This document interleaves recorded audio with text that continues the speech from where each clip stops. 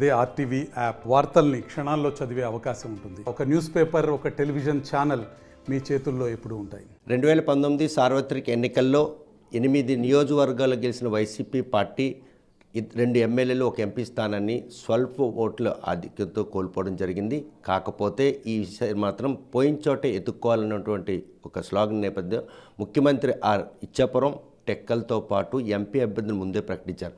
మొత్తంగా 2024లో శ్రీకాకుళం నుంచి 8 మంది అభ్యర్థులు పాతవారే కావడం, ఈరోజు వారే రేసు గుర్రాలుగా ఆయన భావించడం, వైనాట్ 175తో ఆయన వెళ్తున్నటువంటి నేపథ్యంలో ఆ రెండు కలిపి 10 నియోజకవర్గాలు ఎంపీ స్థానాన్ని గెలుచుకోవాలన్నట్టు ఆయన వ్యూహం ఏ విధంగా ఫలిస్తుందన్న విషయం జిల్లా పార్టీ అధ్యక్షులు, మాజీ ఉప ముఖ్యమంత్రి ధర్మాన కృష్ణదాస్ మనతో ఉన్నారు. చూస్తే కనుక ఆయన ఆశయ సాధనకు తగ్గట్టుగానే సిట్టింగ్లకి ఈరోజు అవకాశం కల్పించడం, ఒక్క రాజా మినహా ప్రతి అంతా కూడా సిట్టింగ్లు.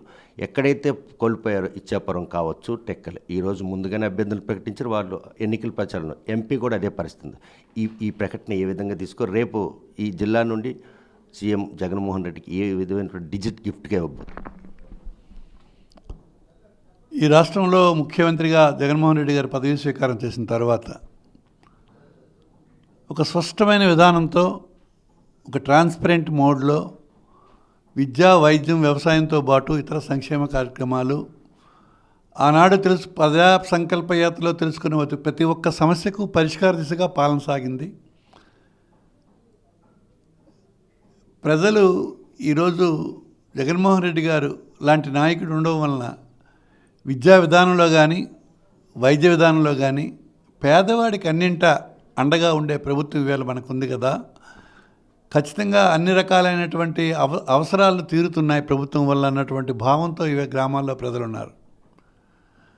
ఇక ఆనాటి 2019 పరిస్థితి తీసుకుంటే, గతంలో పాలకపక్షంగా టీడీపీ ఉండడం, ఆ వేళ ఉన్నటువంటి అనేక సమస్యల పరిధిలో స్థానిక ఎన్నికలు కూడా జరగకపోవడం వలన కొంత మాకు ఇబ్బంది జరిగిన మాట వాస్తవమే. అయినా కూడా ఆ రోజు కూడా మేము 8 స్థానాలు కైవసం చేసుకోవడం జరిగింది. కేవలం ఇచ్చాపురం, టెక్కలి, పార్లమెంటుతో సహా ఈ 3 స్థానాలే కోల్పోయాం. మిగతా 8 నియోజకవర్గాల్లో మేము మంచి మెజారిటీలతోనే గెలవడం జరిగింది. అయితే ఈవేళ అధికారం వచ్చిన తర్వాత ప్రీతం ముఖ్యమంత్రి గారు ఏం చేశారంటే, ఇచ్చాపురంలో మనం సాయిరాజు క్యాండిడేచర్తో మనం కొంచెం తేడాతో ఓడిపోయాము.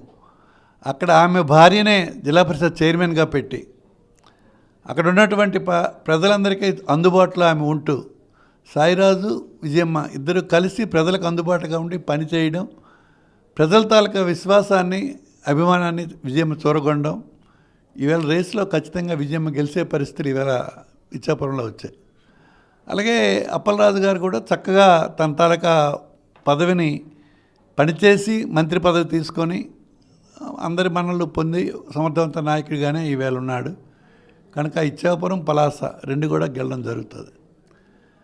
టెక్కలి తీసుకుంటే ఏ పార్లమెంట్ అభ్యర్థిగా పోటీ చేసినటువంటి దువ్వాడ శ్రీనివాస్, ఆయనకి కూడా మరి ఎమ్మెల్సీ పెట్టి ప్రజలకు అందుబాటులో చేసి స్థానికంగా జరిగిన ఎన్నికల్లో ఇద్దరు సమన్వయంతో తిలక్, శ్రీనివాస్ కలిసి అత్యధిక సీట్లు 4 ఎంపీపీలు, జెడ్పీటీసీలు స్థానిక ఎన్నికల్లో కూడా అఖండమైన మెజారిటీలతో గెలడం జరిగింది. అక్కడ గతంకి ఇప్పటికి తేడా ఏంటంటే, ఆనాడు స్థానిక ఎన్నికలు జరగలేదు, ఆ అధికారాల్లో మన వాళ్ళు లేరు. ఇప్పుడు స్థానిక ఎన్నికలు జరిగాయి, స్థానికంగా నాయకత్వం మనకు బలంగా ఉంది, మండలాలు కూడా మనం కైవసం చేసుకున్నాం, జెడ్పీటీసీలు కూడా పరిధిలో మనమే ఉన్నాం. ఇవన్నీ అనుకూల అంశాలు. అయితే శ్రీనివాస్ కంటే తిలక్ని పెట్టడం వల్ల అడ్వాంటేజ్ వస్తుందని చెప్పి వాళ్ళని కొంచెం ట్విస్ట్ చేసి శ్రీనివాస్ని అసెంబ్లీకి, తిలక్ గారికి పార్లమెంట్కి పెట్టి ఒక ఎక్స్పెరిమెంట్ ఈసారి చేస్తున్నాం. ఈ ఎక్స్పెరిమెంట్ ఫలితాలు ఇస్తుందని చెప్పి నేను భావిస్తున్నాను. ఇక నెక్స్ట్ తర్వాత కాన్స్టిట్యున్సీ నాది.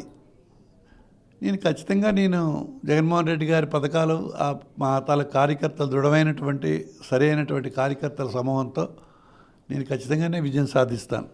నాకు గతం ఉన్న అభ్యర్థే ఇప్పుడు కూడా పోటీ నా మీద. పక్కన ప్రసాదరావు గారు, ఆయన కూడా గెలడానికి అన్ని అవకాశాలు ఉన్నాయి. అక్కడ కూడా తెలుగుదేశంలో 2 అభ్యర్థుల మధ్య పోటీ జరుగుతోంది, శంకర్, లక్ష్మి గారు. కొత్తగా ఇప్పుడు తెర మీదకి మూడో పేరు బీజేపీ గడి కూడా వస్తుంది. ఎవరికి ఇచ్చినా ప్రసాదరావు గారు కూడా సునాయాసంగా నెగ్గుతారు అనుకుంటున్నాం. అలాగే ఆమ్దాల వలసలో మరి గౌరవ స్పీకర్ గారు అక్కడ మన ప్రాతినిధ్యం వహిస్తున్నారు. ఒక ఈ రాష్ట్రంలోనే ఒక ఉన్నతమైన పదవి ఆయనకి ఇచ్చి మరి సాక్షాత్తు సీఎం గారు కూడా అధ్యక్ష అని పిలిచేటటువంటి ఉన్నత స్థానంలో ఉన్నారు సీతారాం గారు. ఆయన కూడా అందరినీ కోడీకరించుకొని గెలుస్తాడని నేను భావిస్తున్నాను. అలాగే రాజాంలో కూడా గతంలో ఎమ్మెల్యేగా అనుభవం ఉన్నటువంటి వ్యక్తి తాలూకా కొడుకు ఇప్పుడు డాక్టర్ ఆయన్ని వీళ్ళు పెట్టాం. ఆయన కూడా బాగానే ఉంది. కళావతమ్మ కూడా చక్కగానే పనిచేసుకుంటుంది. కనుక ఈసారి స్వీప్ చేస్తామన్నది మా జిల్లా నుంచి 10కి 10 సీట్లతో పార్లమెంటుతో సహా విజయం సాధిస్తామన్న దృఢమైనటువంటి నమ్మకం నాకుంది. ఈవేళ వైఎస్ఆర్ పార్టీలో ఏ విభేదాలు కానీ తగువులు కానీ గ్రూపులు కానీ ఏమీ లేవు. గౌరవ ముఖ్యమంత్రి గారే మా నాయకుడు. ఆయన నాయకత్వంలో ప్రతి ఒక్కడూ ముఖ్యమంత్రి అనుకొని మేము పనిచేస్తున్నాం. ఇంటర్నల్గా మాకు ఏ తగువులు గొడవలు లేవు కనుక ప్రతి ఒక్కడి విజయాని కోసం ఇతరులు మాకు పనిచేసే విధంగా ఈవేళ జిల్లాలో ఉంది. కనుక ఇది నాకు జిల్లా అధ్యక్షుడిగా నాకు అది గౌరవం తెచ్చేటటువంటి పరిస్థితి. మేమందరం ఈవేళ రేపు ఎన్నికల్లో ఖచ్చితంగా ఫ్యాన్ గుర్తు మీద అన్ని స్థానాలు కూడా పార్లమెంట్తో సహా కైవసం చేసుకుంటామని దృఢమైన నమ్మకం నాకుంది. చూస్తే కనుక అభివృద్ధితో పాటు సంక్షేమం రెండింటిని 2 కళ్ళుగా 5 ఏళ్ళు పూర్తి చేసిన తర్వాత ఎన్నికలకు వెళ్తున్నటువంటి ఈ తరుణంలో శ్రీకాకుళం జిల్లాలో 4 నియోజకవర్గాల్లో ప్రాదేశిక ఎన్నికల అభ్యర్థులు పదవుల కేటాయింపులో కొంతమంది నేతలకి చిచ్చు రేగింది. ఈరోజు ఆ వివాదాలు ఇంకా తారస్తాయి. ఆమ్దాల వలస నియోజకవర్గం ఒక గ్రంథాలయ చైర్మన్ ఈరోజు రాజీనామా చేయడం, అక్కడ కూడా వేరు కమిటీ గొర్రెల కిరణ్ విషయంలో పాటు మీ నియోజకవర్గంలో కూడా ప్రాదేశిక ఎన్నికల తాలూకా విభేదాలు ఇంకా అలాగే ఉన్నాయి. వాటి ఇంకా తేలలేదు. రేపు సార్వత్రిక ఎన్నికలు వాళ్ళందరూ మీతో కలిసి వచ్చే అవకాశం ఉంది. ఒక రాజకీయ పార్టీలో జగన్మోహన్ రెడ్డి గారు నాయకత్వం వహించిన తర్వాత ఆనాటి రాజశేఖర రెడ్డి గారి మీద ఉన్న నమ్మకం, ప్రేమ, తదనంతరం ఫలితాల్లో వచ్చినటువంటి జగన్మోహన్ రెడ్డి గారి మీద ఉన్నటువంటి నమ్మకంతో పెద్ద ఎత్తున కేడర్ ఆయనకి అట్రాక్ట్ అవ్వడం, వేలాది మంది లక్షలాది మంది ప్రజలు అతనికి హారతలు పట్టడం, జేజేలు కొట్టడం జరిగింది.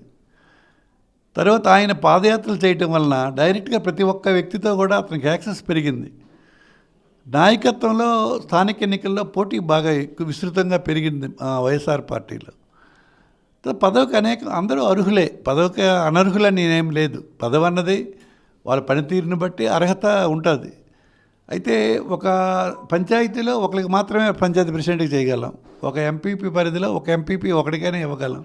ఒక ఎమ్మెల్యే పరిధిలో 2 లక్షల ఓట్లలో ఒకడే ఎంపీపీ ఒక ఎమ్మెల్యే అవుతాడు. ఆ పరిస్థితి రావడానికి కరోనా మహమ్మారే కారణం. నామినేషన్ వేసిన తర్వాత ఎన్నికలు వాయిదా పడడం, మళ్ళీ కొంతమంది ఆశావాహులు ఆ దీంట్లో నామినేషన్, ఈ పరిణామాలే ఆ వివాదాలకు దారి తీసాయి అనడంలో ఎటువంటి అతిశయోక్తి లేదా? అవన్నీ సాకులు మాత్రమే నా అభిప్రాయంలో. ఒక మనిషికి ఆశ తప్పు కాదు, అత్యాశ తప్పు. మా నాయకుల దయ వల్ల నేను ఎమ్మెల్యేగా గెలిచి, జగన్మోహన్ రెడ్డి గారి దయ వల్ల డిప్యూటీ సీఎంగా నేను ప్రమాణం చేశాను, రెవెన్యూ మంత్రిగా పనిచేశాను. డిప్యూటీ సీఎం అన్నది సీఎం తర్వాత స్థానమే కదా, క్యాబినెట్లో 2వ సంతకమే నాది సీఎం గారి దయ వల్ల. మరి ఒక్క ప్లేసే ఉంది, పక్కన మీద ఉన్న సీఎం కూడా ఎందుకు ట్రై చేయకూడదని నేను అనుకుంటే అది అజ్ఞానం అవుతుంది. నేను ఎంతవరకు అంటే అంతవరకే ఉండాలి. నా పరిధి ఎమ్మెల్యే.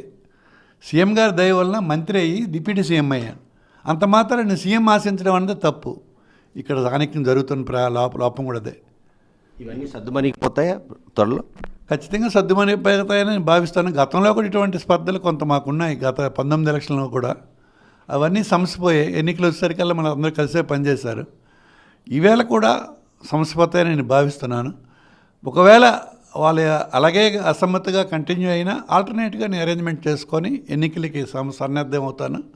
ఖచ్చితంగా గతం వచ్చిన మెజారిటీ కంటే ఒక్కోటనే ఎక్స్ట్రా తెచ్చుకుంటారని నమ్ముతున్నాను. 175 స్థానాలను ఏకదాటిన ప్రకటించినటువంటి ముఖ్యమంత్రి గట్స్ ఈరోజు ప్రతిపక్షాలు ఇప్పటికి కూడా అభ్యర్థులు ఎవరు అన్న విషయాన్ని బాహ్య ప్రపంచం చెప్పే పరిస్థితులు. నిన్న మోడీతో పాటు జనసేన అధ్యక్షులు చంద్రబాబు నాయుడు ఆ సభని ఏ విధంగా తీసుకోవచ్చు, దాన్ని చూసి ఈరోజు రాష్ట్ర ప్రజలు నమ్మే పరిస్థితి, సెంటిమెంట్ వర్కౌట్ అవుతుంది. 2014 ఏ సెంటిమెంట్ ఉందో 2024 కూడా కూటమి గెలుపు ఖాయం అన్నటువంటి వారి ధీమాకి ఏం సవాల్? చంద్రబాబు నాయుడు గారి తాలూకా రాజకీయ జీవితం అంతా అందరికీ తెలిసిన విషయమే. వాళ్ళ మామగారి దగ్గర నుంచి అతను వచ్చినటువంటి విధానం, అతను గెలిచినప్పుడు వేరు వేరు సపోర్ట్లు, ఒకసారి ఎన్టీఆర్ అయితే ఇంకొకసారి వాజ్పేయి, ఇంకొకసారి మోడీ, వీళ్ళ ముగ్గురు తాలూకా సపోర్ట్ వల్ల అధికారం చేపట్టాడు. అయినా కూడా ఒక స్పష్టమైన విధానం లేక, ప్రజల తాలూకా యాక్సెప్టెన్సీ పొందలేక 2019 ఎన్నికల్లో ఘోర పరాజయం పొందాడు. కేవలం 23 స్థానాలకే. ఏ వైఎస్ఆర్ పార్టీ గుర్తుతో ఫ్యాన్ గుర్తు మీద గెలిచినటువంటి వైఎస్ఆర్ పార్టీ 23 మంది సభ్యుల్ని ప్రలోభాలు పెట్టి వాళ్ళ పార్టీలో తీసుకెళ్తే, భగవంతుడి గొప్ప న్యాయ నిర్ణేత కనుక కేవలం 23 స్థానాలు అతనికి ఇచ్చాడు. ఇక చంద్రబాబు, ఇక్కడ పవన్ కళ్యాణ్ ఒక పార్టీ పెట్టి తన స్థానం కూడా ఓడిపోయి ఇతను ఇద్దరు కలిశారు. 0 పక్కన ఇంకో 0, 2 సున్నాలు. ఇక విజ్ఞత కలిగినటువంటి ఒక సమర్థుడైనటువంటి నాయకుడిగా మోడీ గారు భారతదేశంలో అందరి తాలూకు మన్నలు పొందిన మంచి ప్రధానిగా అతనికి గౌరవం ఉంది. నిన్నటి వరకు మేము చేసిన తప్పులను చూపించి పలానా తప్పు చేస్తున్నారు పలానా వ్యక్తులు అని చెప్పినటువంటి పరిస్థితే ఉంది. 3 రోజుల క్రితం 2 రోజుల క్రితం ఆయన మాట్లాడే విధానం నాకెందుకో కొంచెం బాధించింది. చంద్రబాబు పోలవరం ఏటీఎం వాడుకొని చంద్రబాబు కాలక్షేపం చేసిన అని చెప్పినటువంటి మోడీ గారు నిన్న సభలో చంద్రబాబుకి మద్దతు పలకడం, చంద్రబాబుతో కలిసి పోటీ చేయడం, ఆయన చాలా సమర్థవంతుడని చెప్పడం అన్నది కొంచెం ఇబ్బందిగా, రాజకీయాలు ఏ స్థాయిలో కూడా ఇలా దిగదారుస్తాయా అన్న భావం అయితే కొంచెం నాకు కలిగి కొంచెం నొచ్చుకున్నాను. నేను మోడీ గారి పట్ల అపారమైన గౌరవం ఉన్నటువంటి వ్యక్తి. నేను మా నాయకుడంటే నాకు దైవంతో సమానం జగన్మోహన్ రెడ్డి గారు, ఆనాటి రాజశేఖర రెడ్డి గారు కానీ జగన్ గారు కానీ. ఆ తరువాత స్థానంలో మోడీ గారికి కూడా నేను గౌరవించేవాడిని. కానీ నిన్న సభ తర్వాత ఎందుకో కొంచెం అతని పట్ల నాకు ఉన్నటువంటి నమ్మకం అన్నది కొంచెం తగ్గింది. అతను మాట్లాడే విధానం కానీ, రాజకీయ అవసరాల కోసం ఎవరైనా ఇలాగే తయారవుతారా, ఎవరైనా ఇలాగే మాట్లాడతారా అన్నట్టుగా అనిపించింది. ఏది ఏమైనా ఈవేళ ఏ మాట చెప్పాడో ఒక భగవద్గీతలా ఆచరించి, మేనిఫెస్టోని ఆచరించిన గొప్ప నాయకుడిగా, పేదలకు అన్నింటా సమాధానం చెప్పవలసింది ప్రభుత్వమే. విద్య అయినా, వైద్యమైనా, వ్యవసాయమైనా పేదరికాన్ని అడ్డు రాకుండా ప్రతి వ్యక్తికి మనం అండగా ఉండాలి, ప్రభుత్వ బాధ్యత ఇది అన్నటువంటి విధానం కానీ, ఒక స్పష్టమైన విధానంతో మనకు సాధ్యం ఏం చేయగలుగుతామో పేదవాడిగా చేయాలి, ప్రయారిటీస్లో ఏది ముఖ్యం ఏది అన్నది కరెక్ట్గా నిర్ణేత కానీ జగన్మోహన్ రెడ్డికి మనం హ్యాట్సప్ చెప్పాలి.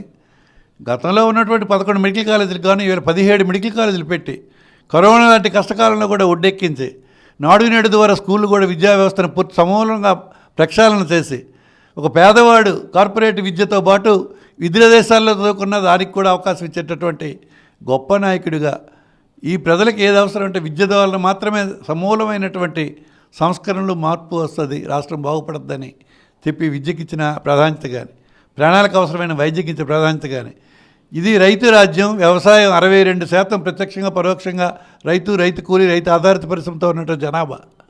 అంత పెద్ద జనాభాకి ఏ వృత్తికి ప్రాధాన్యత ఇచ్చినా దానికి సరైనటువంటి న్యాయం చేయలేమని చెప్పి ఆర్బీకే వ్యవస్థను ఏర్పాటు చేసి ప్రతి సచివాలయ పరిధిలో 1088 రైతు భరోసా కేంద్రాలు కట్టి రైతుకి శాస్త్ర సాంకేతిక పరిజ్ఞానం అందే విధంగా ఈవేళ చేసే విధానం అద్భుతం.